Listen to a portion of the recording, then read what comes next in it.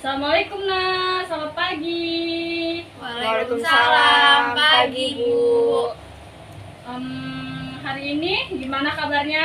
Baik, Ada yang gak masuk gak? ada. Siapa? Viola. Viola. Sakit atau apa? Ada suratnya? Sakit. Sakit.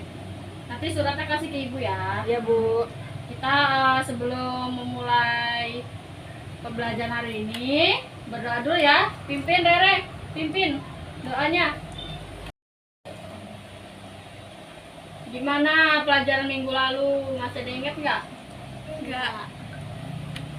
Enggak. Sekarang kita belajar tentang, ada yang tahu nggak hari ini materinya apa? Jenazah. Pengurusan jenazah. Zah. Sebelum kita menjadi jenazah, awalnya kita melalui proses sakaratul Maut. Ada yang tahu nggak tanda dari sakaratul maut itu mendekat? Siapa yang bisa kasih tahu?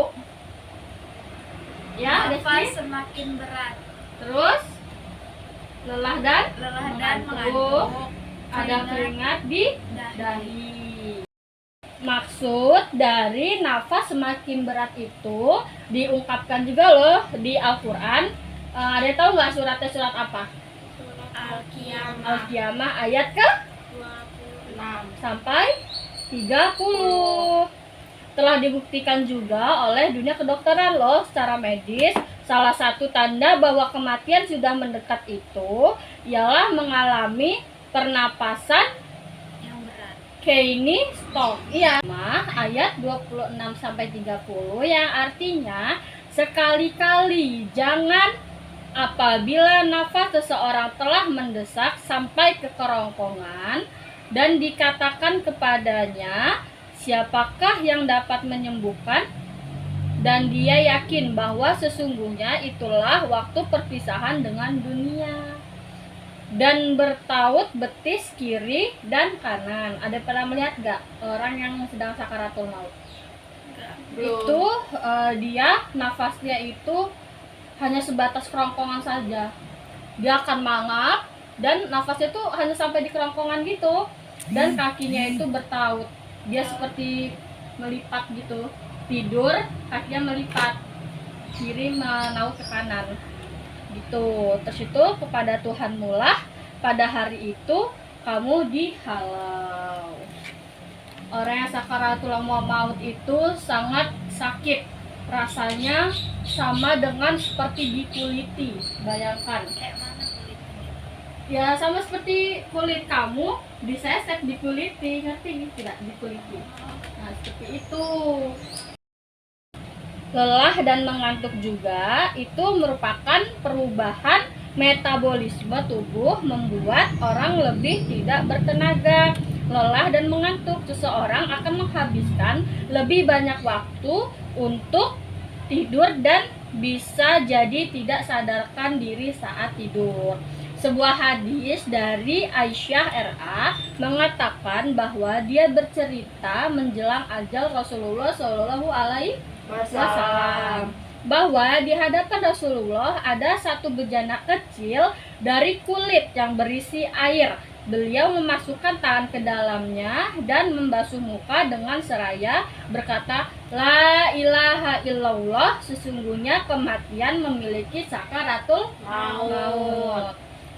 Dan beliau juga menegakkan dan berkata, menuju Rafi'il Ala, sampai akhirnya nyawa beliau tercabut dan tangannya lemas. Hadis, tahu nggak dari hadis siapa? Hadis riwayat Bukhari.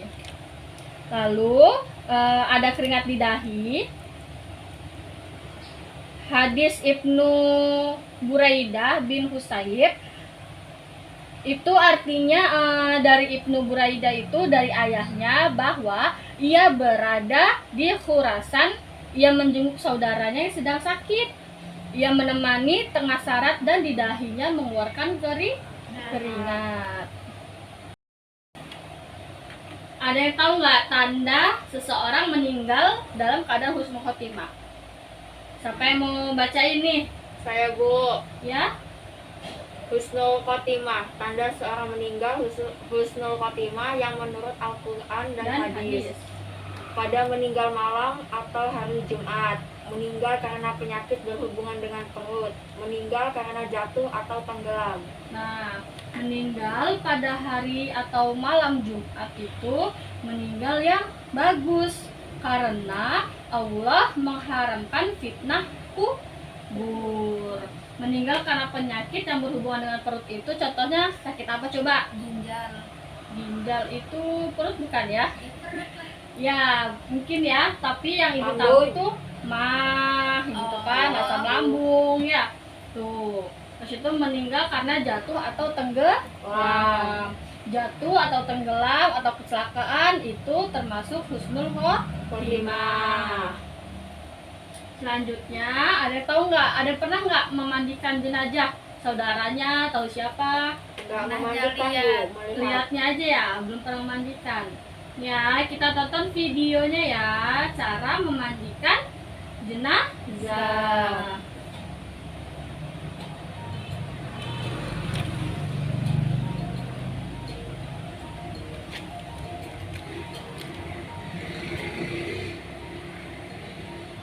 Tuh, letakkan mayat di tempat Mandi. Sediakan.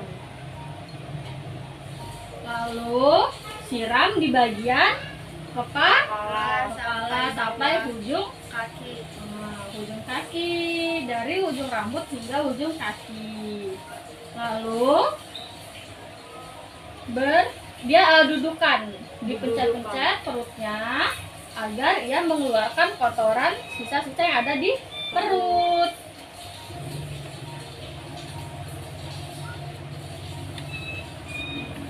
Lalu siram dan basuh dengan air sabun. Setelah itu giginya dibersihkan menggunakan cotton bud. Hidungnya juga, telinganya, bagian-bagian yang jarang, bukan yang jarang ya, maksudnya yang kecil-kecil itu menggunakan cotton bud. Lalu bersihkan jari tangan, lengan, semuanya dibersihkan. Kepalanya, rambutnya dibersihkan. Harus semua bersih dari ujung kepala hingga ujung kaki. Lalu selah-selah kakinya itu juga harus dibersihkan menggunakan cotton bud agar tidak ada yang tidak ada kotoran tersisa di dalam tubuh jenazah. Karena kan kita menghadap Allah itu harus bersih, harus suci, harum itu. Terus mengkafani, siapa yang pernah mengkafani jenazah? Belum pernah ya. Mengkafani jenazah ini juga ibu kasih videonya ya untuk belajar sama-sama. Untuk perempuan menggunakan berapa helai kain kafan? Tiga. Yang 5 itu perempuan. Perempuan 5 kain kafan, 5 helai kain kafan, dan yang laki-laki 3. Kenapa beda? Beda karena perempuan kan ada untuk jilbabnya, ada untuk menutup pahanya, seperti itu. Ya, kita tonton ya bareng-bareng.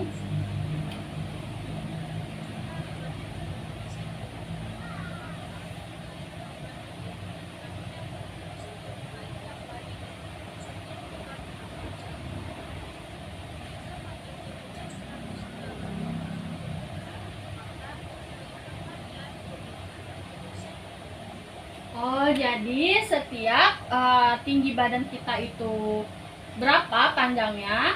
Misalkan tinggi badan kamu berapa? 158 harus dilebihkan 60 cm.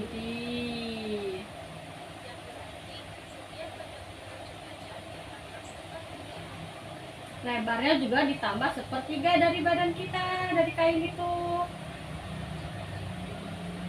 Penting kain secukupnya untuk pengikat jenazah, untuk talinya, untuk tali di atas, di badan, kapas, persiapkan kapas. Ayo, apa lagi yang harus dipersiapkan? Minyak wangi, cendah. Nah, Kita harus harum, harus wangi, bersih, sudah wudhu, menggunakan kain yang putih, bersih. Tidak boleh menggunakan kain selain kain kafan. Harus putih, tidak boleh berwarna-warni.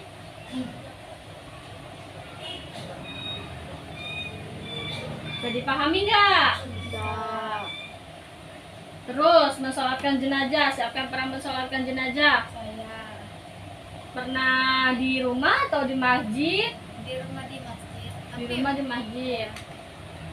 Gimana tuh menurut kamu? Sholatnya ada sujudnya nggak? Ayo. Enggak Nggak ada. Sholatnya dengan cara diri. berdiri. Disolatkannya itu boleh dengan siapapun, mau laki-laki mau perempuan. Walaupun jenazah laki-laki, walaupun jenazahnya perempuan, boleh mensolatkan siapa saja. Tuh, menguburkan. Siapa yang pernah ikut melihat jenazah dikuburkan? Saya. Pernah ya, pastinya saudara kita, tahu siapa, teman ya, Ya. menguburkan jenazah. Oh iya, kain kafan itu yang membelikan siapa? Yuk, ada yang tahu nggak? Ini banyak yang keliru loh. Keluarganya. Kain kafan itu dibelikan, diutamakan ya, membeli dengan harta si jenazah tersebut. Boleh orang lain membelikan kalau si jenazah ini tidak memiliki apapun, tidak memiliki harta, uang gitu. Tapi lebih diutamakan kalau dia memiliki uang, menggunakan uangnya gitu. Ada yang ingin ditanyakan nggak mengenai pengurusan jenazah? Saya Bu. Ya, Nah, kalau boleh. kalau misal nih ya, dia kan pertamanya laki-laki, terus tuh dia berubah jadi perempuan. Nah, itu ntar kalau dia meninggal itu dikafani sama di jenazahnya tuh gimana? Dikafani Iya, atau kayak tetap dimandikannya? laki-laki atau perempuan? Karena dia misalkan awalnya laki-laki terus dia berubah jadi perempuan, ya dia meninggal tuh harus diubah jadi laki-laki, tetap laki-laki, dikafaninya dengan cara laki-laki, dimandikannya dengan laki-laki juga gitu. Walaupun dia berubah jadi perempuan karena kodrat Allah itu awalnya sudah dia laki-laki, tidak boleh. Dia itu kan mengubah kodratnya sendiri tuh, bukan Allah yang merubah kan. Iya. Nah itu, jadi dia harus dikafani dengan cara laki-laki, dimandikan juga dengan laki-laki. Begitu juga dengan perempuan, sebaliknya seperti itu. Harus dikafani dengan perempuan, dengan cara perempuan, dan dimandikan oleh perempuan. Gitu. Tidak ada itu seperti, kan ada tuh yang wasiat, dia kan awalnya laki-laki, terus itu dia jadi perempuan, terus dia berwasiat untuk dikafani seperti perempuan, dimandikan oleh perempuan. Itu tidak boleh. Itu namanya kita melanggar perintah Allah yang sudah diatur oleh Allah. Itu. Jadi janganlah kita merubah-rubah kodrat kita sebagai manusia. Kalau perempuan, ya sudah perempuan, kita syukuri aja. Kalau laki-laki, ya sudah laki-laki, syukuri aja menjadi laki-laki. Seperti itu. Ada yang ingin bertanyakan lagi nggak?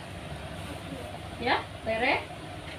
Siapa saja sih yang boleh memandikan dan mengafani Jenazah perempuan, laki-laki gitu ya. Kalau laki-laki itu yang boleh memandikannya ya misalkan masih ada ayahnya, kakeknya, atau anaknya, istrinya gitu. Terus wasiat, iya boleh. Pokoknya sekandung sama dia, yang sekandung sama dia, kakaknya atau adiknya seperti itu. Dan juga kalau perempuan sama, yang memandikan tuh neneknya, atau ibunya, atau anaknya, atau saudara-saudaranya yang sekandung ya, yang sekandung seperti itu.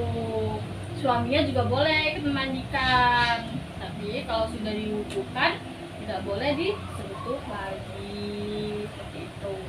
Diwudukannya tuh gimana? Diwudukan itu ya saat dia selesai mandi, dia diwudukan sama kita yang mewudukan jenazah itu, dari mukanya, mulutnya gitu. Sama seperti proses kita wudhu, hanya saja kan itu yang mewudukan orang lain, bukan diri kita sendiri, karena kita sudah menjadi jenazah. Seperti itu. Ada yang bertanya lagi nggak? Sudah. Udah cukup. Capek ya? Iya Bu, ngantuk. Sekarang ibu bagi kelompok ya ke kalian. Kelompok apa? Kelompok di rumah masing-masing berkelompok membuat video menggunakan manikin atau boneka boleh, cara memandikan, mengkafani gitu ya, mengkafani dan memandikan jenazah, dan dikumpul minggu depan. Tidak ada yang boleh telat, tidak ada yang boleh terlambat. Minggu depan ibu tunggu, kirim melalui GCR, Ya. diupload ke YouTube dulu, baru linknya kirim ke GCR. Untuk kelompoknya mau ibu yang pilihin atau kalian? Sendiri. Kalian aja ya, kalian aja yang milihin. Nanti ibu tinggal terima videonya aja ya. Ya. Yuk sekarang angkat tangannya seperti ini, lalu begini, agar tidak ngantuk dan capek. Kita refleksi dulu. Ngantuk kan pasti? Ngantuk dong, begini tangannya agar kalian tidak ngantuk. Cubit teman sampingnya, cubit teman sampingnya agar tidak ngantuk. Yuk, sekarang ya, ibu sebelum keluar, ibu mau kasih pesan ke kalian supaya kalian itu sholat 5 waktu, mengaji, mendoakan orang tua. Siapa ini? Ayo yang pernah sholat ini, yang jarang sholatnya. Kalian harus taat dan menerima, mensyukuri kodrat yang sudah Allah berikan. Apalagi jangan sampai kalian mengganti-ganti kelamin dan sebagainya, Ayo Bu. karena kita manusia akan menjadi jenazah, akan meninggal, merasakan sakaratul maut. Nah, kita akhiri ya. Tawa terus. Oke, kita akhiri ya. Untuk Rere, doa pulang. Semua siap. Siap semua. Berdoa. Bismillahirrahmanirrahim. Wal asri innal insana lafil khusr illal ladzina amanu wa amilus solihati wa tawasau bil haqqi wa tawasau bis sabri. Shadaqallahul azim. Jangan lupa tugas yang udah ibu berikan. Ya, Bu. Kelompoknya dibagi ya sama ketua kelasnya. Nah, ibu izin keluar ya. Assalamualaikum. Waalaikumsalam.